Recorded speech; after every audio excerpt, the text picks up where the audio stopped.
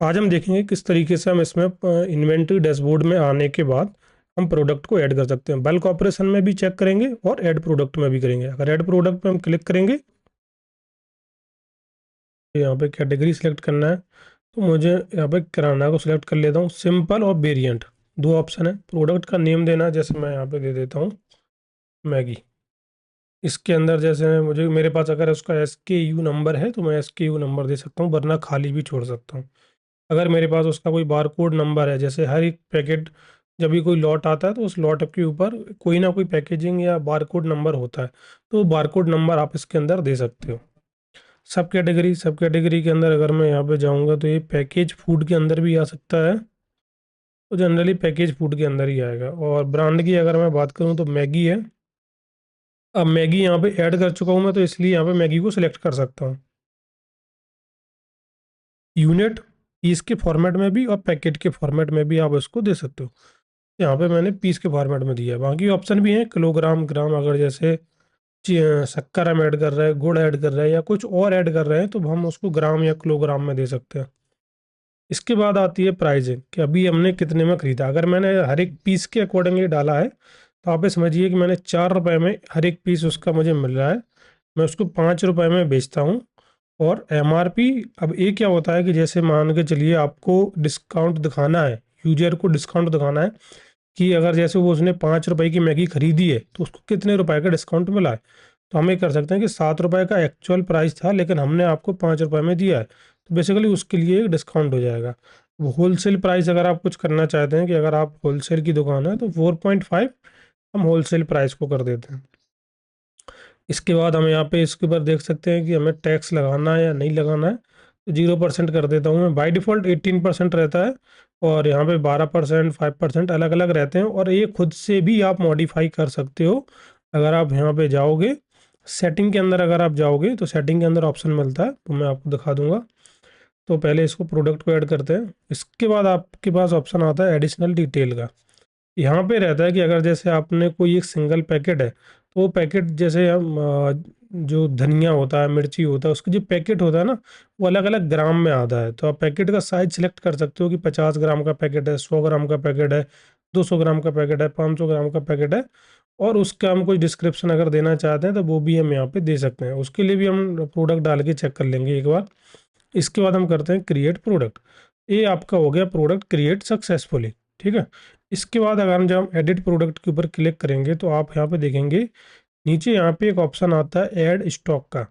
ये add stock आपका batches form में स्टॉक होता है, कि जैसे मैंने क्या डाला था, मैंने प्रोडक्ट डाला था मैगी, और मैंने बोला था पीस के फॉर्म में डाल रहा हूँ, एक सिंगल पीस। तो अब जैसे हमारे यहाँ जो पेटी आती है, एक मैगी की पेटी जो आती है, उसके अंदर 720 पीस होते हैं।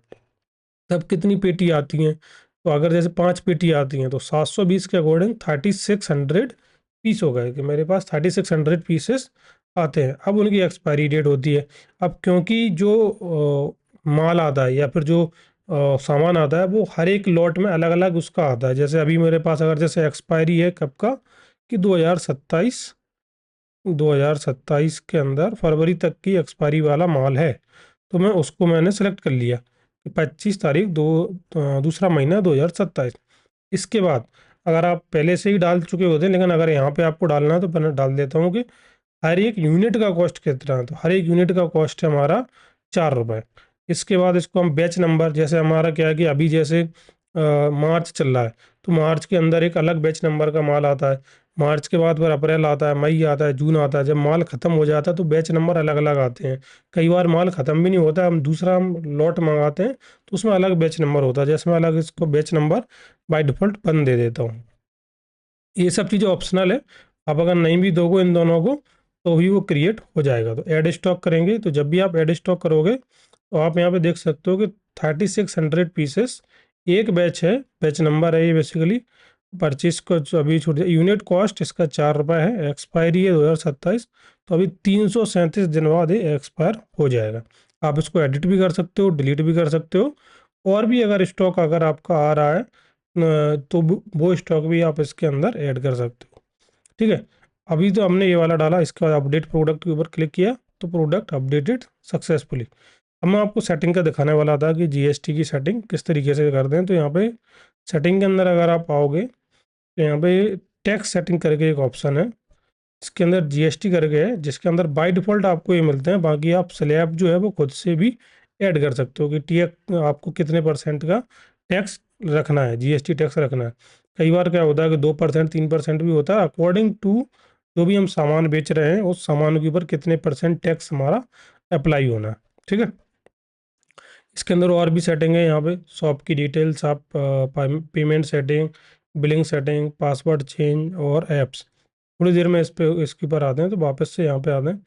तो अगर जब हम इन्वेंट्री में वापस आएंगे तो अभी हमने जो प्रोडक्ट ऐड किया था तो वो प्रोडक्ट हमें इस तरीके से देखने के लिए मिल जाता है। अब व्यू, एडिट और डिलीट तीनों ऑप्शन हमारे पास हैं, हम उस प्रोडक्ट को देख सकते हैं। यहाँ पे अगर आप देखोगे तो यहाँ पे एडिट प्रोडक्ट का भी ऑप्शन है। स्टॉक इन्वेंट्री हमारे पास डिफ़ॉल्ट में रहती है, जैसे ही आप एडिट करोगे तो इन स्टॉक इन्वेंट्री का ऑप्शन आपके सामने पूरा निकल के आ जाएगा। आप इसको फिर दोबारा से ऐड कर सकते हो, एडिट कर सकते हो, डिलीट कर सकते हो, टैक्स की सेटिंग चेंज कर सकते हो, एडिशनल डिटेल फिर से डाल सकते हो। तो वो पूरा इन्फॉर्मेशन जो आपने पहले डाला था वो पूरा इन्फॉर्मेशन आप मॉडिफाई कर सकते हो। ठीक है, तो ये हम इस तरीके से नॉर्मल तरीके से हम ऐड प्रोडक्ट कर सकते हैं। बाकी अगर आपको बल्क ऑपरेशन करना है तो बल्क ऑपरेशन के लिए हमारे पास एक ऑप्शन रहता है, जैसे बल्क इंपोर्ट, बल्क एक्सपोर्ट और बल्क डिलीट। बल्क इंपोर्ट हम देखते हैं, तो बल्क इंपोर्ट में जाएंगे तो सबसे पहले आपको क्या करना है, आपको सिलेक्ट करना है कि आपका प्रोडक्ट किस टाइप का, सिंपल प्रोडक्ट का आपका सीएसबी है या वेरिएंट प्रोडक्ट है। वेरिएंट प्रोडक्ट के अंदर क्या होता है कि आपको साइज आपको बताना रहता है, कलर आपको बताना रहता है। तो जैसे कि आप कोई भी कपड़ा, जो जब हम कपड़ा का शॉप जो हमारा होता है, तो कपड़े के शॉप के अंदर हमारे पास एक कोई भी एक कपड़ा है तो वो एल साइज का भी हो सकता है, एक्सएल साइज का भी हो सकता है, डबल एक्सएल साइज का भी हो सकता है। कलर उसका ग्रीन हो सकता है, रेड हो सकता है, ऑरेंज हो सकता है। तो वो अकॉर्डिंग मतलब सेम आइटम होगा लेकिन अलग अलग उसके वेरिएंट होंगे। तो वो वेरिएंट वाले प्रोडक्ट हम यहाँ से अपलोड करते हैं। सिंपल प्रोडक्ट जो अभी हमने ऐड किया वो हम इस तरीके से ऐड करते हैं। यहाँ पे कंटिन्यू टू कैटेगरी सिलेक्शन, सबसे पहले आपको कैटेगरी को सिलेक्ट करना है कि आपका किस कैटेगरी के आप आइटम हैं आपके पास। जैसे अगर मैंने आप अभी हमारे पास मल्टीपल बिजनेस कैटेगरी हैं, तो यहाँ पे मल्टीपल शॉप है हमारे पास बेसिकली।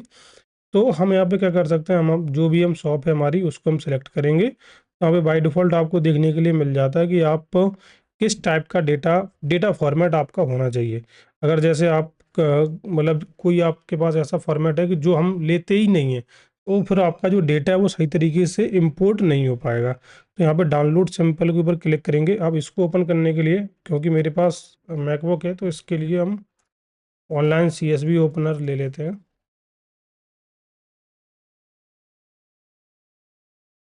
तो इसमें अगर हम जाएंगे, चूज़ फाइल को सेलेक्ट करते हैं, अभी हमने जो डाउनलोड किया है तो इसको, इस वाले को हम ओपन करते हैं। इसमें आप देखेंगे, इसमें नेम देना है, एसकेयू देना है, बारकोड देना है, कैटेगरी देना है, सब कैटेगरी देना है, ब्रांड नेम देना है, सेलिंग प्राइस देना है, परचेज प्राइस देना है, होलसेल प्राइस देना है, एमआरपी देना है, स्टॉक क्वांटिटी देना है, रिकॉर्डर लेवल देना है, टैक्स परसेंटेज देना है, यूनिट देना है, यूनिट के बाद पैक साइज देना है, बैच नंबर देना है, एक्सपायरी डेट देना है, यूनिट कॉस्ट और डिस्क्रिप्शन। तो इतनी सारी फील्ड हैं। अब इसमें से जो जो आपके पास है या जिस जिस फील्ड के ऊपर आप देना चाहते हैं वो फील्ड आप इसके अंदर आप दे सकते हैं। ठीक है, तो इस तरीके से इसमें जो है डेटा आपका होना चाहिए, इस फॉर्मेट में होना चाहिए। मैं आपको, मेरे पास एक ऑलरेडी एक फाइल है, उसको मैं अपलोड करके दिखा देता हूँ। तो यहाँ पे डेमो डेटा में जाऊँगा, सिंपल के अंदर जाते हैं। सिंपल के अंदर किराना इन्वेंट्री है, ओपन के ऊपर क्लिक करूंगा। यहाँ पे क्रिएट करना है या अपडेट करना है। अपडेट कर, अगर एसकेयू फाउंड नहीं किया तो वो अपडेट ओनली कर देगा या क्रिएट ओनली। तो हम क्रिएट ओनली को करते हैं। Start import. आप यहाँ पे देखेंगे सक्सेसफुली प्रोसेस 30 आइटम, तो 30 आइटम इसके अंदर अपलोड हो चुके हैं। तो अगर आप इसको देखेंगे, जस्ट मैं इसको रीलोड करूंगा तो आप यहाँ पे देखेंगे 30 से ज़्यादा आइटम आ चुके हैं। तो 1 से 20 बाई डिफ़ॉल्ट दिखाता है। बाकी आप नेक्स्ट पेज के ऊपर क्लिक करोगे तब बाकी के आइटम यहाँ पे देख सकते हो। आप किसी भी प्रोडक्ट का कोई भी एसकेयू नंबर, स्टॉक, ब्रांड, जैसे यहाँ पे टाटा संपानन है, तो मैं यहाँ पे अगर टाटा लिखूंगा तो यहाँ पे उसके अकॉर्डिंग आ जाता है, रिजल्ट यहाँ पे आ जाता है। जैसे मैं यहाँ पे और सर्च करता हूँ पोटैटो, पोटैटो, तो पोटैटो चिप्स यहाँ पे मुझे देखने के लिए मिल गया।